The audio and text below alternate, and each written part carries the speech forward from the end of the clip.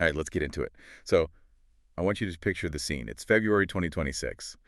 And if you just, take a look around at the headlines, the whole global mood, what do you see? You see elbows, lots and lots of very sharp elbows. Right. It really feels like we've entered this era of just raw force. We're talking about wars that don't seem to end, heavy sanctions, uh, aggressive industrial policies where countries are basically building walls around their own tech. It's a very hard power moment. I mean, the whole vibe of early 2026 is this belief that if you just push hard enough or spend enough or, ban enough things, you'll win. But, and this is the thing that's been bugging me and why we're doing this deep dive, despite all this muscle flexing, are we actually fixing the big stuff? I mean, climate risks are getting worse. The sustainable development goals, we're actually sliding backward on some of them. It feels like we're all just pushing on a string. And that is what some people are calling the 2026 paradox. We have more force being applied to global problems than ever before, but actual progress is, well, it's stalling out. Force alone isn't working. Which brings us to our source material for today. It's a really sharp piece from the global strategist Sophie Krantz. It's called Soft Power, the strategic weapon for 2026. Now, I got to be honest, when I first saw that title, I kind of rolled my eyes. Soft Power. It sounds a little Sophie. fluffy. Yeah, it sounds like something you worry about after you've made all your money, not while you're trying to survive a trade war. And that's exactly the skepticism she's going after. She argues we have this, hangover from the last decade where we think soft power is just PR. Do people like our movies? Right. Is our brand cool? Exactly. And her whole point is that in 2026, soft power is not about being liked. It's about efficiency. It's a hard strategic weapon for unlocking outcomes that, frankly, money and missiles just can't get you. So if you're a leader listening to this, what Krantz is saying is that your reputation isn't just vanity. Yeah. It's an asset. It's the most valuable asset you have for cutting through friction. Think of it this way. If hard power is the engine, soft power is the oil. And without it, that engine just seizes up. Okay, so before we get into the mechanics of all this, Yeah. because she gets surprisingly technical about finance, and AI Krantz starts with a little diagnostic test, a kind of look in the mirror moment. The strategic gravity test. Yeah, I love that term. It sounds cool, but it's also kind of brutal. The scenario is this. You have to move some huge, messy initiative forward in the next year. A cross-border energy grid, a pandemic treaty, something really hard. And the question she asks isn't, can you do it? It's, do partners actively seek you out to lead it? Or, and I love this phrase, are you just a stakeholder that they have to manage around? Managed around. That's such a killer corporate insult. It just means you're an obstacle. You're a problem to be solved. You're a variable to be contained. And if you're being managed around, you have no gravity. You're just floating. But if you have what she calls strategic gravity, the whole game changes. So what is that? What does that mean? It's like physics. Most companies, most organizations operate on propulsion. They burn fuel cash, marketing, political capital to force their way into a deal. They're pushing. And gravity. It pulls. Exactly.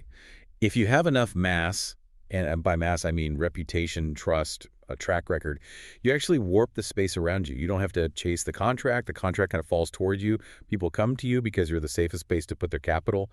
And in a volatile year like 2026, safety is everything. So strategic gravity is basically attracting opportunity instead of hunting it. Precisely. And that takes us right into the first big theme of her analysis, the economics of trust. Because, a lot of people hear trust and they think it's a feeling. Krantz is arguing it has a literal price tag. Yeah, she gets really specific on this with things like sustainability-linked loans. I want to dig in here because usually ESG feels like nice to have, but she's saying the market has fundamentally changed how it prices risk. Look at the macro picture. The whole growth at all costs era, that's dead. Investors are tightening their belts. They're looking 5-10 years down the road. They want resilience. So they don't care about a good quarter if it looks like you're going to get regulated into the ground in 2 years. Not at all.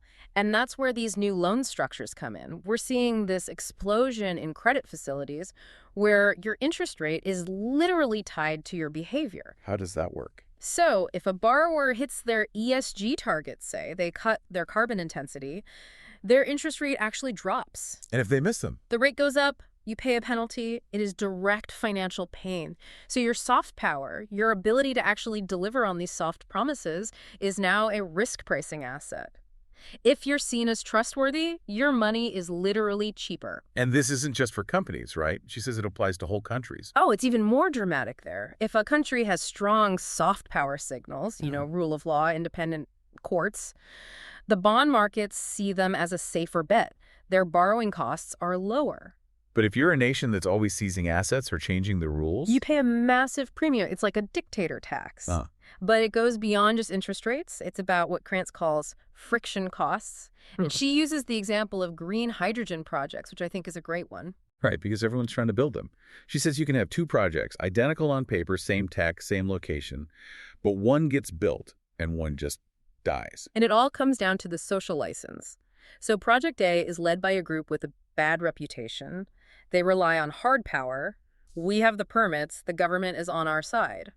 So what happens? They get protested. They get sued into oblivion. A wall of friction. Every week of delay costs a fortune. Meanwhile, Project B has that strategic gravity. They're a trusted partner. The local community believes them when they say they won't poison the water, so their permits get approved faster. So the real advantage is just speed. Speed and certainty. In 2026, the ability to actually finish a big project is way rarer than the ability to start one. Soft power turns trust into a tangible time-to-approval advantage. I like that. So it's not about being nice, it's about reducing the drag on your entire strategy. That's a perfect way to put it. Okay, so let's say you've got this gravity, you have the trust, you have cheaper capital. What do you do with it? This gets us to her second theme, the strategy of orchestration. And she kind of throws some shade here, basically saying most leaders are thinking way too small. Yeah, she calls it fighting for the margins. Most companies are just in this slugfest in saturated markets, trying to shave 1% off a supply chain or steal 2% market share. It's a bloodbath. A red ocean. Mm. And her whole argument is the real value, which she calls the orchestrator's premium, is in the stuff that everybody else is too scared to even touch, the hard problems. Exactly. Climate adaptation, circular economies for critical minerals, AI governance. These are what you'd call uncrowded spaces. And why are they uncrowded?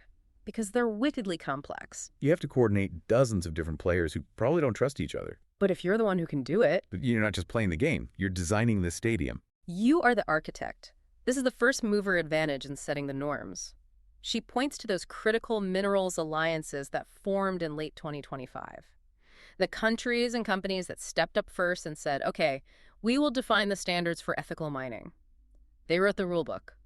So now anyone else who wants to get into that market has to basically plug into their system. You're negotiating from the margins. They are the orchestrators. They defined the baselines. They coordinated the investment. The real value flows to the convener, not just the builder. Wait, can I push back on that a little bit? Being the first mover in a messy space like that sounds incredibly risky. You could spend a ton of political capital and just have it all blow up.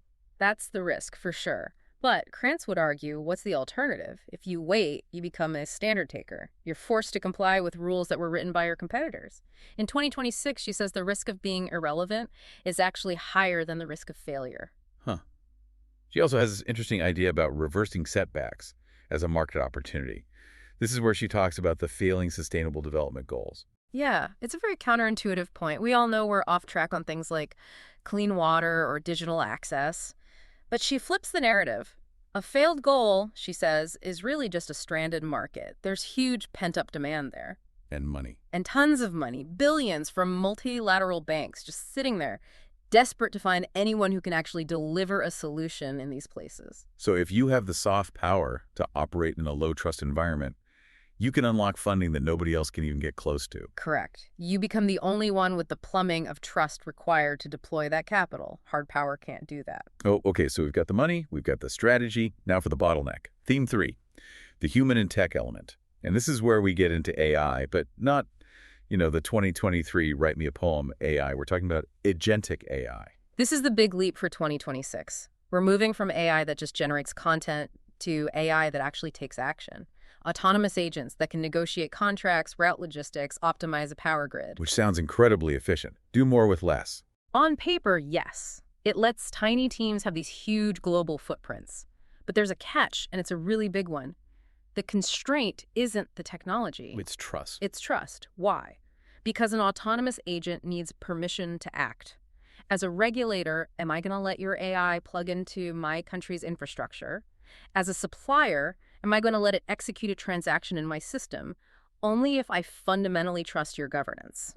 So if I don't trust you, I just block your bot. Immediately, the firewall goes up. So this agentic AI actually amplifies the need for soft power. If you have a rock-solid reputation for ethics and security, people will open their digital doors to you. Yeah. If you don't, you're locked out. You have a Ferrari engine with no roads to drive on. Wow. So the more automated the world gets, the more important the human element of reputation becomes. That's really ironic. It's the central paradox of automation.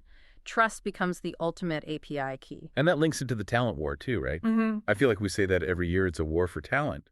But Krantz thinks the actual battlefield has shifted. It really has. It's not just about the salary or the perks anymore. The top 1% of talent, the people who can actually build these systems, they can work anywhere. They're looking for what she calls a competence moat. A competence moat. What's that? They want to work on hard problems that actually matter. Climate change, AI safety, global health. If your company is just, optimizing widgets to goose the Q3 numbers, you can't hire these people. They won't even return your call. So you end up paying what amounts to a boring tax. You have to overpay for mediocre talent because the best people want to work on something vital. You get the mercenaries, the missionaries, the people who really drive innovation. They go to organizations with a credible mission, and that mission, that's a soft power asset that acts like a retention moat. Okay, there's one last piece of this section that really hit me, the idea of the crisis safety net. Because, let's be honest, in a world this complex, things are going to go wrong. It's inevitable. You'll have a data breach. A product will fail. The real question is, what happens the morning after? And this is where Krantz talks about having a trust surplus versus a trust deficit. Walk me through that. Okay, so Company A has a trust surplus. They've spent years building goodwill, that's strategic gravity. When they have a major failure, the public, the regulators, they instinctively pause. They give you the benefit of the doubt. They think, this must have been a mistake. Let's give them time to fix it. It buys you breathing room. It might even buy you your survival. Now, take Company B. They have a trust deficit. They've been aggressive, transactional, cutting corners. When they have the exact same failure, The sharks start circling. immediately, boycotts, divestment, Yeah. aggressive investigations. The narrative becomes, see, we knew they were bad actors all along. Your trust surplus is your only real insurance policy against an existential risk. That's terrifying. It makes you realize that being a good actor isn't charity. It's just smart risk management. It's the ultimate hedge. So to pull this all together, we have the economics trust makes your money cheaper. We have the strategy soft power lets you write the rules of the game. And we have the human and tech side trust is the key that unlocks both AI and talent. Krantz ends on this idea of legacy. Mm-hmm. And she frames it in a really interesting way. Yeah, it's not about ego. She argues that in 2026, legacy is defined by the difficulty of the problems you choose to solve. No one remembers the CEO who optimized tax efficiency by 3%. But they do remember the leaders who took on decarbonization or pandemic resilience. It's about being relevant. Mm-hmm. If you're not solving a hard problem, you're just plumbing. You're a utility. And utilities eventually get regulated or replaced. But she has a warning, too. The perishable asset. Right. Influence isn't something you can just hoard in a bank account. You can't sit on a good reputation and admire it. If you don't deploy it, if you don't spend that trust to solve hard problems, it just degrades. Your gravity fades. Use it or lose it. You have to spend the trust to make the change. That's the whole cycle. So to wrap this all up, the core message from Krantz isn't just be nice, it's be strategic. Soft power is the tool that lets you navigate this world of sharp elbows without getting gored. It's how you get cheaper capital, faster approvals, and the best people on your team.